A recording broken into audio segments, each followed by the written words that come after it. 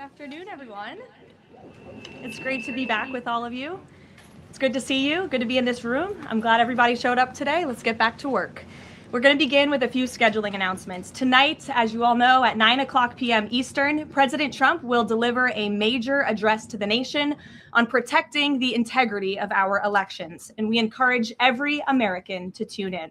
On Friday, the president will travel to New York City to attend a FIFA reception at Trump Tower, followed by his attendance on Sunday at the FIFA World Cup between Spain and Argentina. His attendance will cap what has been the most watched, most secure, and most successful World Cup in American history. This is a fitting conclusion to a tournament that showcased America's ability to host the world on the grandest stage. Turning now to the economy. Tuesday's CPI report confirmed what President Trump predicted. Prices are falling, and this administration's economic policies are working. Inflation dropped 0.4% last month, beating expectations and marking the largest monthly decline in more than 6 years. Prices fell, including for gasoline, electricity, non-prescription drugs, car insurance, medical care services, and hotels, delivering relief for American working families. We also saw real weekly earnings rise in the month of June. For private sector workers, real wages have increased by roughly $1,000 since President Trump took office, after falling nearly $3,000 during the previous administration. This is real progress made possible by the president's pro-growth economic agenda. There is still more work to do, no doubt, which is why President Trump remains laser focused on lowering costs and raising wages for working families across the country. Just last week, Walmart and Sam's Club announced they will be lowering prices on thousands of items in their stores across the country. Shoppers can expect meaningful savings on groceries, household essentials, outdoor living products, toys, apparel, and other everyday staples. As President Trump said, Walmart answered his call and stepped up in a big way, and we commend them for that. We hope other major retailers will follow the lead of this patriotic American company. While we're on the subject of helping working families get ahead, I want to remind everyone that the Trump accounts are now officially live. To date, and this is a new stat from the Council of Economic Advisors this morning, more than 6.5 million American children have been signed up for accounts so far, including my 2 kids who I signed up during my maternity leave. There are a few things I want to make clear about this massively beneficial program that has the potential to literally transform the financial future of this country. First, any child under the age of 18 is eligible to have a Trump account opened in his or her name. This is a free investment savings account that costs nothing to open. Second, thanks to President Trump, every child born between January 1st, 2025 and December 31st, 2028 will receive a $1,000 seed deposit from the United States Treasury. Third, parents, guardians, relatives, and friends can contribute up to $5,000 per year combined for each child. Employers can also contribute up to $2,500 per year on a tax-favored basis, counting toward the annual cap. The president believes there is no better investment than in America's children. Government projections show that a child whose family maxes out contributions could see the account grow to nearly $300,000 by the time the child turns 18. This is, I think we can all agree, an enormously powerful head start toward the American dream. These funds can be used for college, starting a business, or purchasing a home. This is truly a transformational, nonpartisan program. So I encourage everyone listening with a child to establish a Trump account today for your child and tell everyone you know with children to do the same. The app is also incredibly inviting and easy to use for parents at home. Finally, let's turn to the border. Brand new numbers this week from the Department of Homeland Security and Customs and Border Protection confirm that for the 14th straight month, this administration has released 0 illegal aliens into the United States. Again, let me reiterate, the 14th straight month.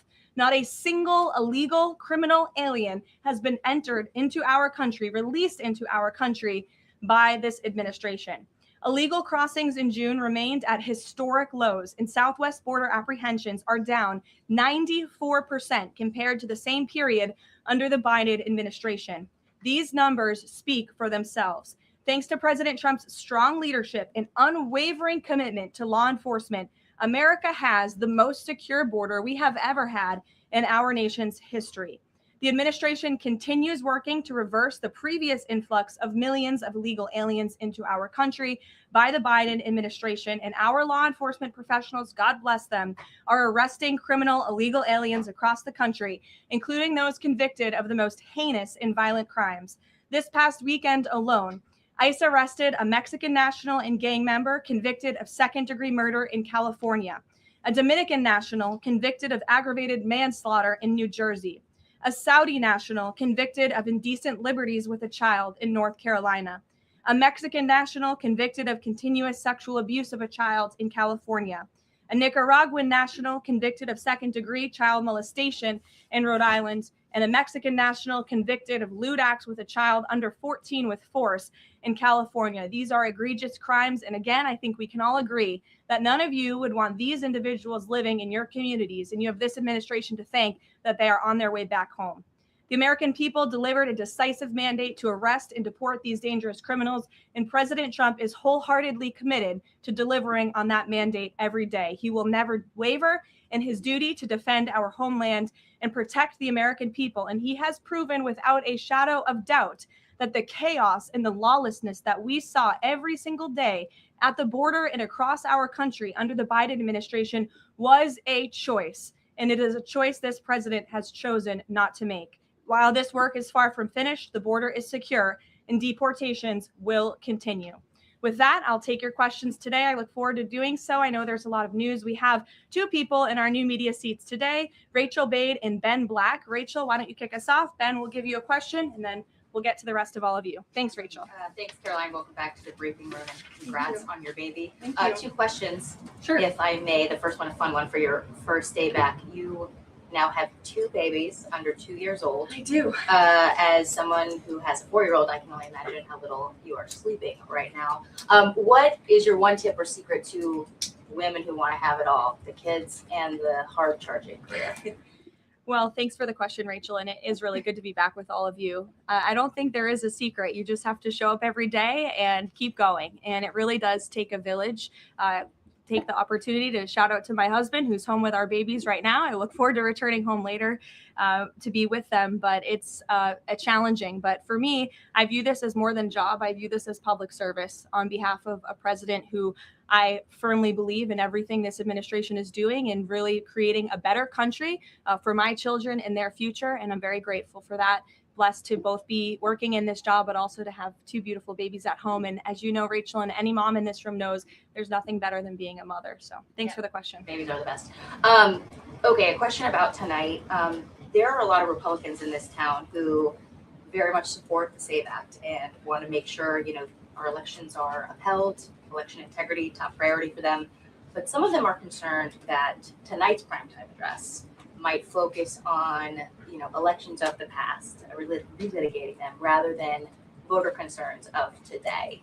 I'm wondering, can you tell us if the president tonight is going to talk about the economy? You just talked a lot about the economy and what we're seeing there.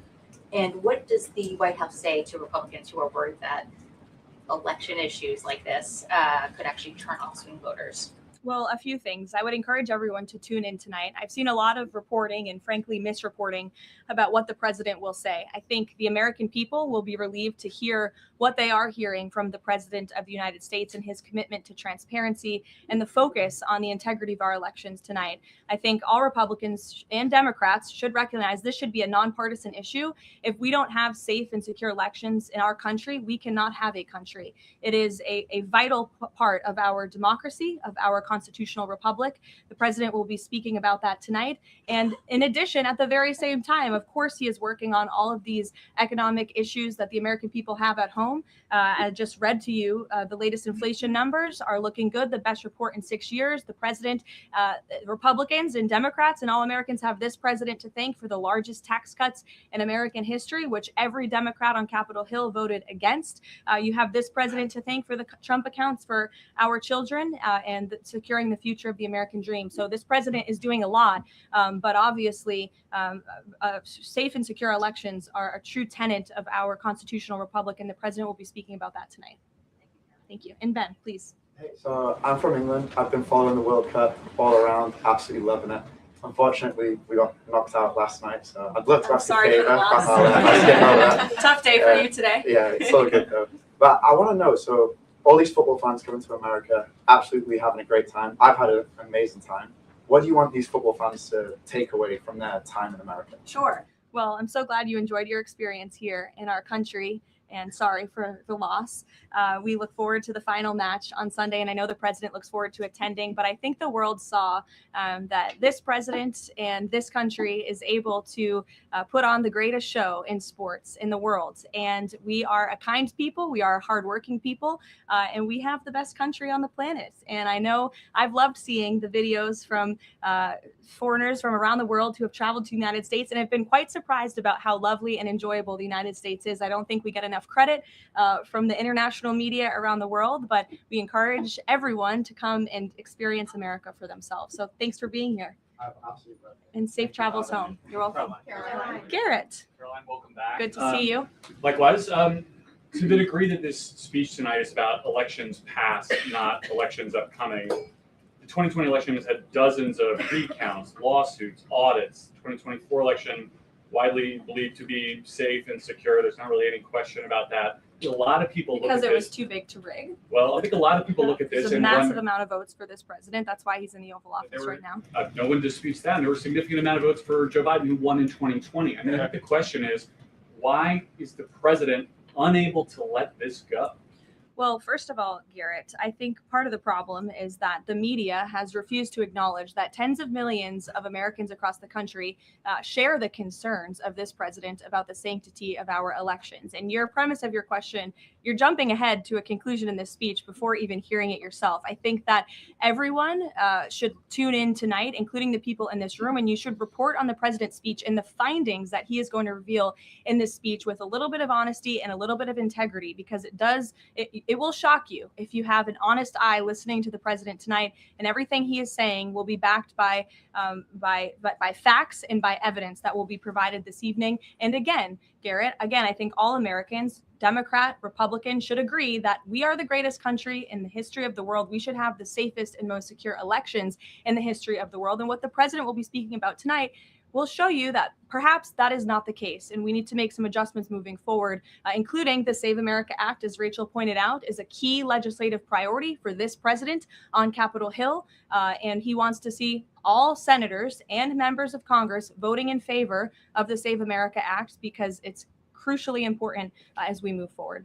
Aisha. Hi, Caroline. Welcome back. I'm Thank you. assuming the pink is for your baby girl. You know, I didn't think that, but I guess it is now. Thank you. We've talked a little bit about what the president might say tonight, but the other question is, who is running the teleprompter tonight after this report that the other guy is now under investigation for making money off of reading the president's speech? Obviously, I'm aware of the report. The president is too. I spoke with him about it. He believes it's deeply unfortunate and frankly a disgrace. And the individual that was cited in that report is complying with the CFTC, but has been put on paid administrative leave. So there will be a teleprompter operator tonight, of course, but it will not be the one, unfortunately, in that story. One more on Iran. The vice president, J.D. Vance, went on this podcast with Joe Rogan yesterday, talked about Israel, in which he said that there are some people within their system that we know beyond a shadow of a doubt who are manipulating and trying to change American public opinion to keep the war going on indefinitely. Does the president agree with that statement? I think the president would certainly agree that, yes, foreign countries certainly do try to persuade American public opinion. There's no doubt about that. I think it's just a basic fact. Ed. Good to see you, Caroline. Following up on the teleprompter and then one on tonight's speech, what steps is the White House taking to ensure something like that doesn't happen again? Well, the White House has extremely strict ethical guidelines with respect to issues like this. And as I just told you, this individual will no longer be here. He'll be on paid administrative leave. I'm sorry, without pay. The administrative leave is unpaid, to be very clear. That was a decision by the president. So I think that speaks for itself. On the concerns about the election, will the president accept the results of November's elections? Look, Ed, you should tune into the president's speech tonight before you jump ahead to conclusions about what's actually in the speech. Again, I've seen a lot of reporting and misreporting about what the president will say. We hope CBS will take the speech, and all Americans should take it. Okay, but I'm not presuming anything. I'm just asking, will he accept the results? Caroline, two questions on the Trump account. First, following the birthright citizenship case, is there concern that babies that are born to illegal immigrants here in the United States are not excluded from these accounts? And also, since the $1,000 per child from the Treasury seeds these accounts, can you assuage concerns from those who feel this is wealth redistribution? I would certainly not describe it as that. As you know, this was an incredible private-public partnership. We had incredibly generous Americans, Michael Dell, and many others who contributed to the fund for the Trump accounts. So that money will then be passed along to America's children, which I think is a great thing that all Americans from all political persuasions can agree upon. With respect to your question on birthright citizenship, I think the president has made his view and the White House has made our view on this case quite clear.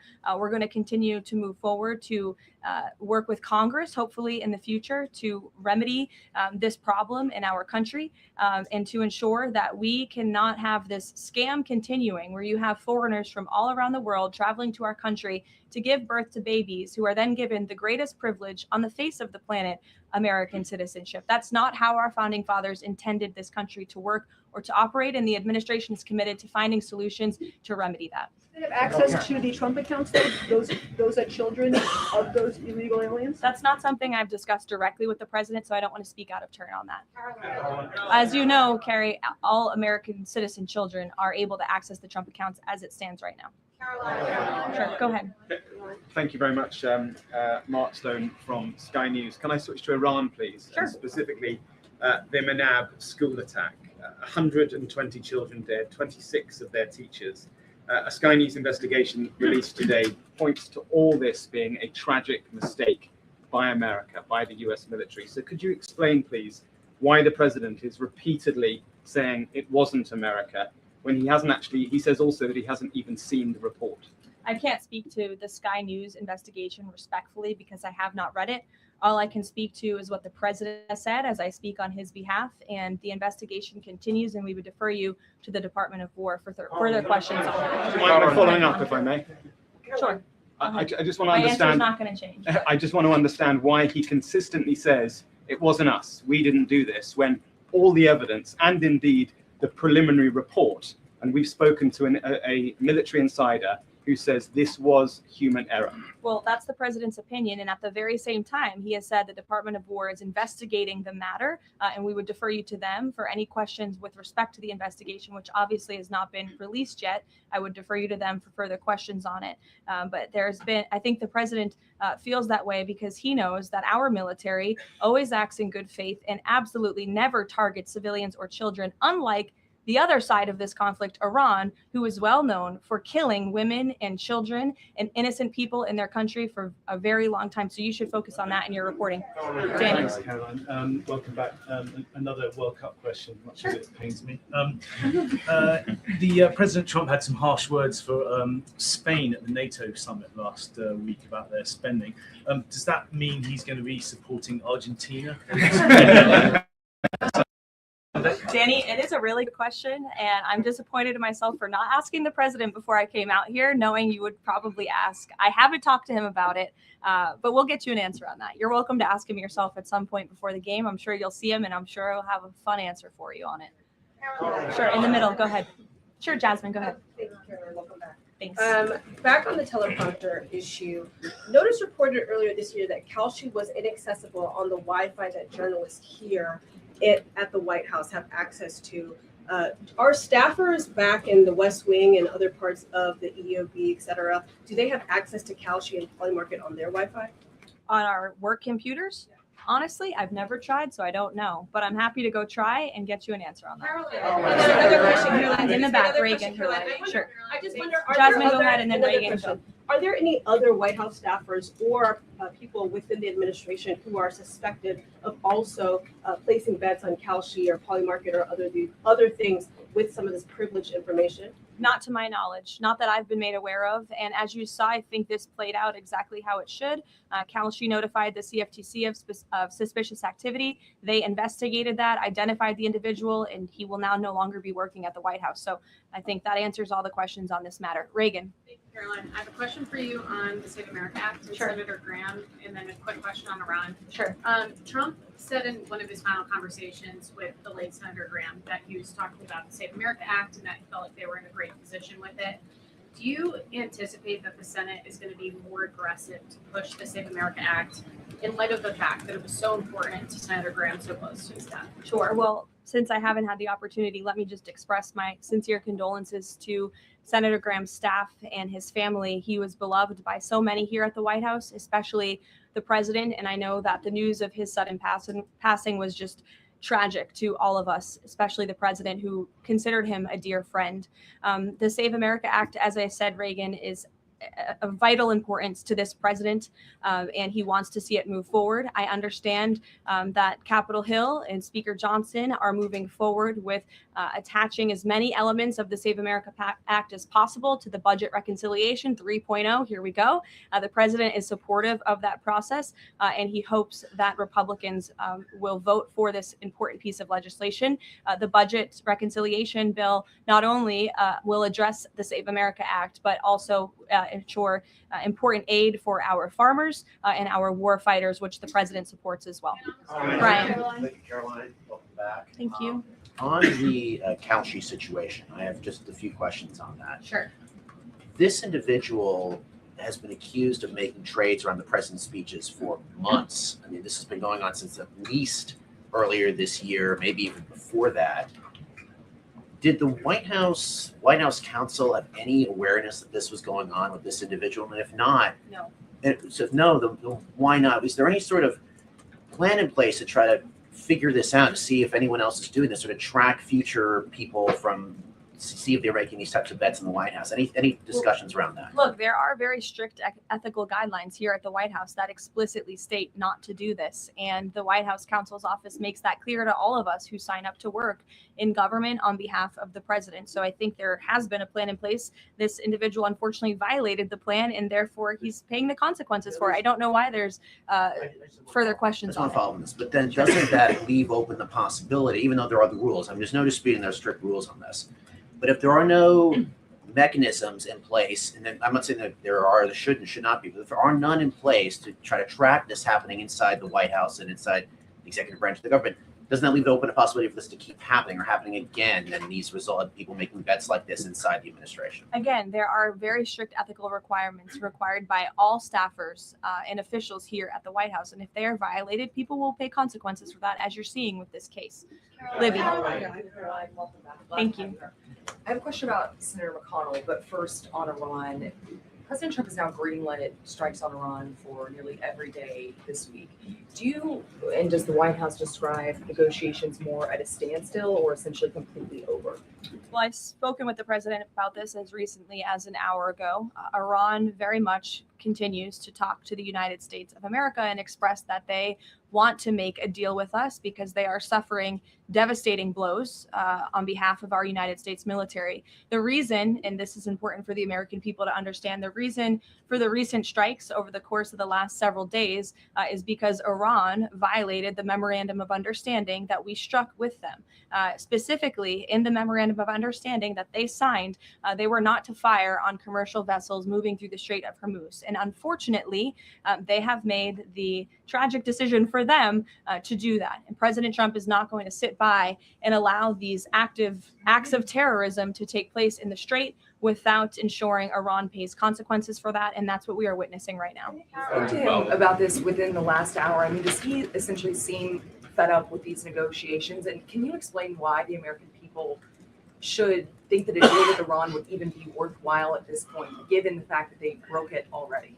Well, look at how bad they are behaving. It just proves the president's initial point for launching Operation Epic Fury in the first place. Iran can never obtain a nuclear weapon. That's why he launched Operation Epic Fury. They have suffered devastating blows to their military and their economy as a result. The president is always open and willing to diplomacy. He is the peace through strength president after all. After Operation Epic Fury, the conclusion of it, we did move forward into a diplomatic phase, if you will. But unfortunately, Iran has since violated that. They have expressed they still want to make a deal to the president. We're talking to them. But again, again, the president is not going to allow them to fire on ships in the Strait without paying a consequence for that. And I think just one more point, I think throughout this entire endeavor, the president has proved not just to Iran, but to the entire world that we can hit Iran anytime, anywhere, any place. And their ability to defend themselves has been essentially wiped out because of this president and Operation Epic Fury in the first place. Sure. Lena, go ahead. Thank you so much. Welcome back. Thank you. 2 questions for you. If I can read 2 comments, one made by President Trump and one made by the Vice President on Iran. President Trump recently said, as far as I'm concerned, it's just a waste of time dealing with them. They're liars. There's something wrong with them. They are cuckoo. They are scum, sick people, vicious, violent people.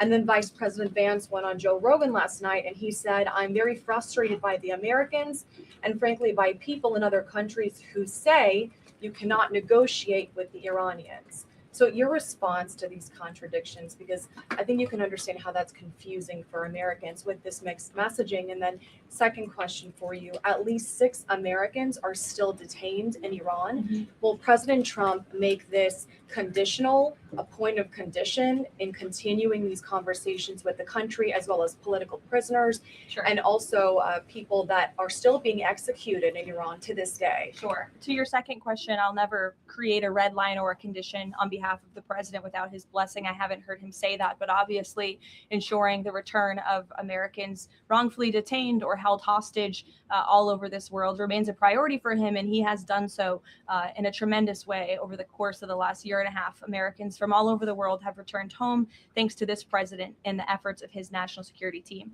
To your first question about the comments between the president and the vice president, respectfully, I do think you're taking comments from different times throughout this conflict and kind of asking me if these are contradictory of each other. I can tell you the president, vice president are on the exact same page about where we are right now in this conflict. And the fact that you do see elements of what's remaining in the Iranian regime that are more willing to make a deal, and then other elements who are not so maybe willing to make a deal, shows that Operation Epic Fury was incredibly effective because we neutered their ability to communicate with one another, and they are a fragmented system. They are not the once very strong, powerful terrorist state that they were before this operation, which was one of the ultimate goals. So we'll continue to work through the process. And as I said, the president will hold them accountable when they turn their back on the words that they state to the United States. But he is always open to diplomacy at the very same time.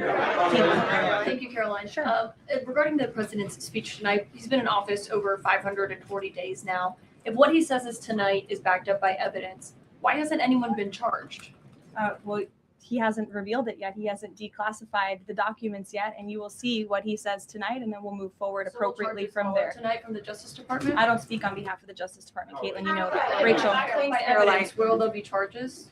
you'll have to ask the Justice Department. I don't charge people. I just speak on behalf of the president. Rachel. Thanks, Caroline. Welcome back. Just a point of clarification really quick on the staffer who is accused of profiting off of the president's speeches. You said he'll no longer be working here. Is he on administrative leave or is he going to be fired after that's over? He's on unpaid administrative leave right now. Okay. And just to follow up on the president's speech tonight, I mean, we've been talking to a lot of Republicans over on Capitol Hill. They have said that focusing on the economy is the right way to go ahead of the midterm elections. They believe that's what voters care most about. What does the president say to Republicans who think that focusing on the 2020 election, election integrity, all of these issues right now is not the right approach so close to the election? Well, again, you guys have not heard the speech yet, so I would digress with the criticism until you actually hear what the president is going to say and what he's going to say when he addresses the American public. I would also add again that the administration and especially this president are able to walk and chew gum at the same time and tackle a number of issues on a number of different subjects every single day. We see that president do that working around the clock on foreign policy, on domestic policy, all of the time. You all report on it. You have to keep up with it. So I think you can agree with me on that point. And I would also add the president will continue to be traveling all around the country to talk about the economy. We were just in Pennsylvania a couple weeks ago touring a Mack truck facility, which has been greatly strengthened and enriched because of this president's economic policies over the last year and a half. And he loves doing that and he will continue to do so. Jennifer, go ahead. We have seen with the increased community right? So a decrease in commercial traffic through the Strait of Hormuz. What is the U.S. doing right now to facilitate flows through the Strait of Hormuz and preemptively address the risk that Houthis will actually choke off the Red Sea oil route and that prices will increase further before November? Sure. Well, two separate questions. First, let me address what's happening in the Strait right now. We know that there is a blockade of ships directed by the president for ships entering and departing Iranian ports only. This has been fully implemented and is in full force. This blockade was reimposed due to Iran's inability to honor their agreement with the United States of America. More than 10,000 U.S. sailors, Marines, and airmen, along with 2 aircraft carriers and more than 20 warships and dozens of aircraft, are executing the blockade mission as we speak.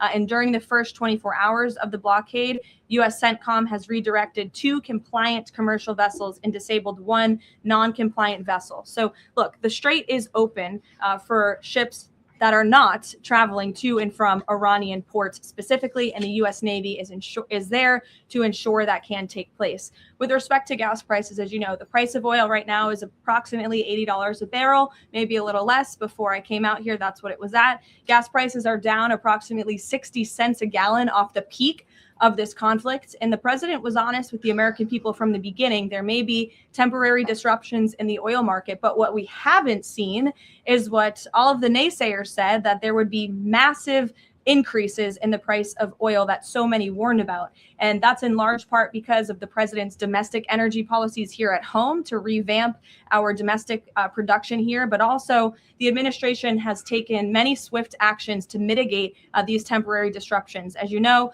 we've released oil through our SPR, the Jones Act waiver, which has been incredibly effective, fuel environmental waivers. We also President signed the Defense Production Act to restart California oil production.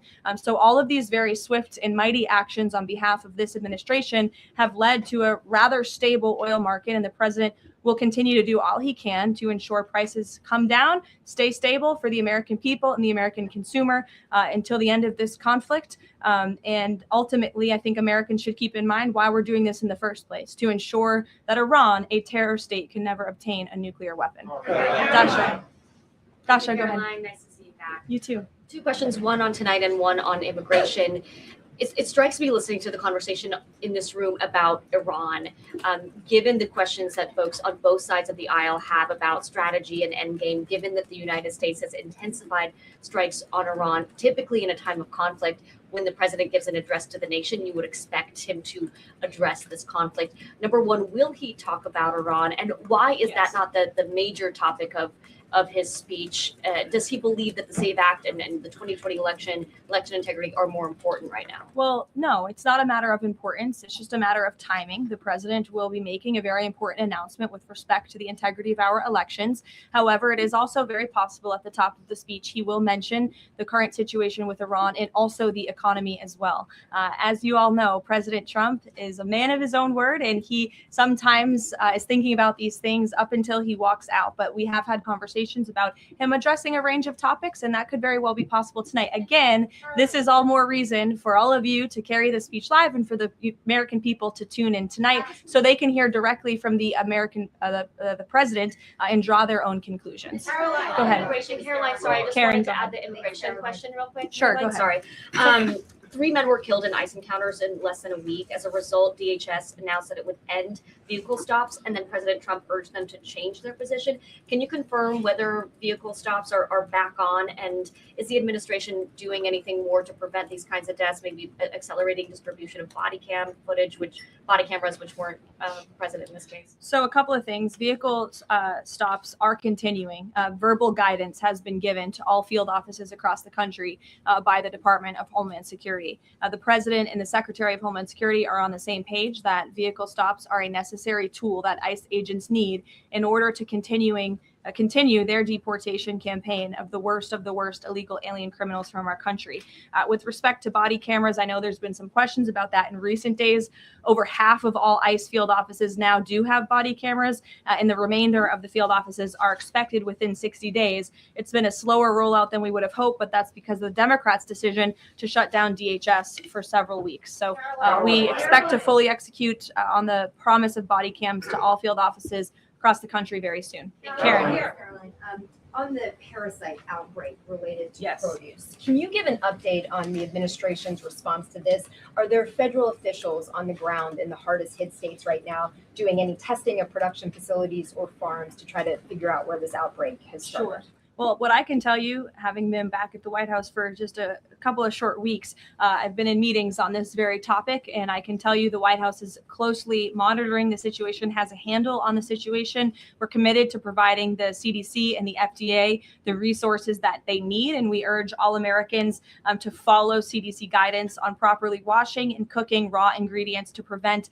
this foodborne illness. As you know, there has been an unusually high number of cases. There are typically thousands of cases of this outbreak every year, but there has been an unusually higher number, and that's why we're working with the FDA and other partners at the federal, state, and local level to increase detection methods, provide the guidance, and then also, most importantly, trace the outbreak back to its original source, which we are currently in the process of doing. And with the lack of permanent leadership at the CDC and FDA and any funding cuts, has that slowed the response to figure out where this outbreak has started? No, we've talked to the CDC and FDA specifically about that, and not at all.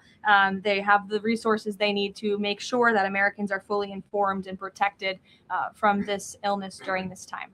Caroline, please. Caroline, welcome back. Thanks. Last year, the administration signed a critical minerals deal, mining deal with Kazakhstan for a little-known U.S. company. It was an agreement that President Trump and Howard Lutnick got tentative approval for with Kazakhstan's president in September. 6 days before the deal was signed, which was in November, the president's older sons with other partners took a 20% investment in a company related to the deal. What did the president know about his son's involvement in this arrangement, and when did he find out about it? From my understanding, Maggie, nothing. I've spoken to the president and his family about this. They would absolutely never do anything that would put the president in a place of a conflict of interest. And we have timelines to give you and to provide you, which we did to the news media at the time when this story broke, to prove that very point that I just made. Sorry, just 1 second. So the president did not learn about it until it was in the media? That was when he found out? That's my understanding of the matter, yes. Caroline, Go ahead. Thank you very Carrie, I'll much. go to you after just. Thank you. Sure. Thank you. Go ahead. Me? Okay. Why don't we just- Okay, You thank you very much, work. Mr. Kirk. Starting You in the are very, back. very welcome back. Okay. Thank you. Yesterday, Iran launched a drone attack against U.S. facilities in Erbil, threatening American personnel and the Kurdistan region, one of the American closest partners in the Middle East. What is your message to those responsible? And are you stay with your loyal ally in the Middle East and at least helping them to defend itself?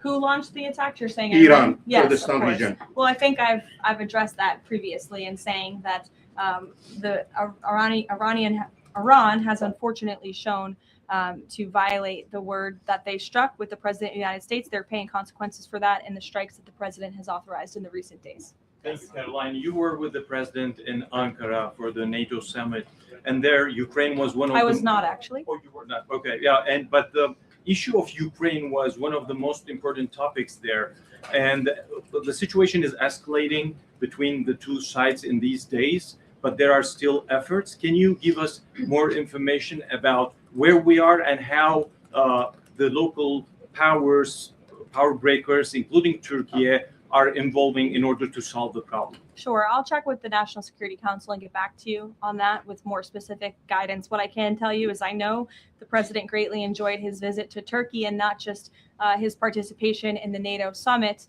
where he applauded the United States for getting our NATO allies to step up and pay their fair share for our defense.